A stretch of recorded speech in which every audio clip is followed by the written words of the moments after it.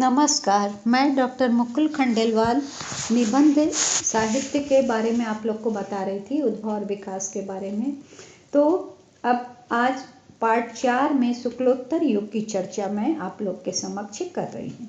इस युग के निबंधकारों में प्रमुखतया पंडित हजारी प्रसाद द्विवेदी, नंद दुलारे वाजपेयी, डॉक्टर नगेंद्र, श्री जैनेन्द्र कुमार, पंडित विनय मोहन शर्मा, डॉक्टर रामविलास शर्मा, देवेंद्र सत्यार्थी, कन्हैयालाल मिश्र, प्रभाकर, डॉक्टर राम रतन भटनागर एवं गणपति चंद्र गुप्त जी हैं। निबंधकारों की श्रृंखला यही नहीं खत्म होती है, और भी गिनाए जा सकते हैं, परंतु बहुत लंबा हो जाएगा, इसलिए मैंने कुछ प्रमुख का नाम आप लोगों के समक्ष स्पष्ट किया है। शुक्लोत्तर युग के निबंधकारों में आचार्य हजारी प्रसाद द्विवेदी जी को शीर्षस्थ स्थान दिया जा सकता है। द्विवेदी जी के लिखित निबंध अशोक के फूल, कल्पलता, विचार और वितर्क, कुटज, विचार प्रवाह आदि निबंध विशेष प्रसिद्ध हैं। द्विवेदी जी के निबंधों में विषय क्षेत्र अत्यंत व्यापक है। उनमें भारतीय साहित्य एवं संस्कृति तथा परंपरागत ज्ञान विज्ञान के साथ आधुनिक युग की विभिन्न परिस्थितियों, प्रवृत्तियों एवं समस्याओं का सुंदर समन्वय देखने को मिलता है। डॉक्टर गणपति चंद्र गुप्त जी के अनुसार जहाँ उनके निबंध अध्ययन क्षेत्र की व्यापकता एवं चिंतन की गंभीरता से युक्त हैं, वहाँ वे उनके व्यक्तित्व की सरलता, सहजता एवं सरसता से भी समन्वित हैं। वस्तुतः व्यक्ति और विषय का गूढ़ तादात्म्य उनमें परिलक्षित होता है, इसलिए उनके गंभीर से गंभीर निबंध भी पाठक को उबाते नहीं हैं, अपितु वे उसका अनुरंजन करते हुए रसानुभूति प्रदान करते हैं। द्विवेदी जी की शैली मनोभाव एवं विषय की प्रकृति के अनुकूल बदलती रहती है।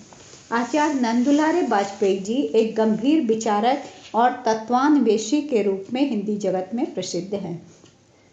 हिंदी साहित्य 20वीं शताब्दी, आधुनिक साहित्य, नया साहित्य, नए प्रश्न आदि इनके प्रमुख निबंध संग्रह हैं। इनके निबंधों में जहाँ भारतीय संस्कृति के प्रति प्रगाढ़ प्रेम व्यंजित हुआ है, वहीं भारतीय और पाश्चात्य दोनों ही सिद्धांतों पर तथ्यों का विश्लेषण भी देखने को मिलता है। निबंधों में समीक्षा का प्राधान्य होने के कारण भाषा का स्वरूप स्वभावतः गंभीर हो गया है। संस्कृत के तत्सम शब्दों से युक्त होने पर भी इनकी भाषा क्लिष्टता और दुरूहता से दूर है। यत्र तत्र उर्दू फारसी के शब्दों का भी प्रयोग किया गया है। विषय प्रतिपादन की शैली भी भाषा के अनुरूप ही गंभीर है। इतना होने पर भी शैली में स्पष्टता और सरसता देखने को मिलती है। अब डॉक्टर नगेंद्र की चर्चा करें। डॉक्टर नगेंद्र हिंदी साहित्य के मूर्धन्य समीक्षक और निबंधकार हैं। इन्होंने साहित्य को अनेक रत्न प्रदान किए हैं, जिनमें साहित्य के अंगों पांगों पर विश्लेषणात्मक दृष्टिकोण से विचार विमर्श प्रस्तुत किया गया है। इनके साहित्य निबंधों में पाश्चात्य विचारकों के मतों का यथेष्ट आलोड़न विलोड़न मिलता है। विचार विनिमय, विचार और अनुभूति, विचार और विश्लेषण और कामायनी के अध्ययन की समस्याएं आदि इनके प्रमुख निबंध संग्रह हैं। इन्होंने अपने निबंधों में मनोवैज्ञानिक ढंग से विषय का विभाजन और प्रतिपादन किया है। इनकी भाषा शुद्ध, साहित्यिक एवं परिष्कृत है। बाबू गुलाब राय जी के अनुसार व्याकरण सम्मत शुद्ध भाषा, छोटे छोटे वाक्य, उपयुक्त विराम चिन्ह प्रयुक्त करने की ओर उनका विशेष ध्यान रहता है, जिससे उनमें शालीनता लक्षित होने लगती है। विचारों की गंभीरता, चिंतन की मौलिकता एवं रस शैली की रोचकता, तीनों का समन्वय इनके निबंधों में सहज प्राप्य है। इन निबंधकारों के अतिरिक्त संस्मरणात्मक निबंधकारों की श्रेणी में श्रीमती महादेवी वर्मा, बेनीपुरी जी, हरिवंश राय बच्चन का नाम विशेष रूप से उल्लेखनीय है। हास्य व्यंग्यपूर्ण निबंधकारों की श्रृंखला में गोपाल प्रसाद व्यास, प्रभाकर माचवे, बेढप बनारसी का नाम अत्यंत लोकप्रिय है। इंटरव्यू शैली के निबंधों के जन्मदाता के रूप में डॉक्टर पद्म सिंह शर्मा कमलेश का नाम चिर स्मरणीय रहेगा। इस प्रकार के इनके निबंध मैं इनसे मिला 2 भाग में है ये, में संग्रहित है। इनके अतिरिक्त डॉक्टर कमलेश ने अनेक अत्यंत उच्च कोटि के अनेक साहित्यिक निबंधों का प्रणयन किया है, जिनमें उनके विचारों की स्पष्टता के साथ साथ सरसता भी देखते बनती है। डॉक्टर कमलेश की लोकप्रियता उत्तरोत्तर बढ़ रही थी और वे हिंदी के भाव प्रधान समीक्षक एवं निबंधकार के रूप में प्रतिष्ठित हुए। सारांशतः मैं यही कहूँगी कि भारतेंदु युग से आज तक निबंधों का उत्तरोत्तर विकास हुआ।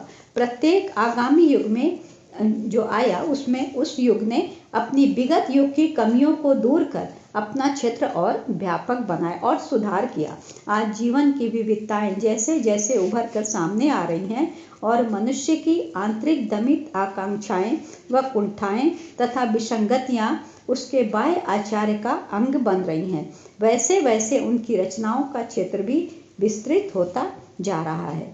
राजनीति से आक्रांत समाज अपने विषाक्त परिवेश में लेखकों को पर्याप्त सामग्री दे रहा है।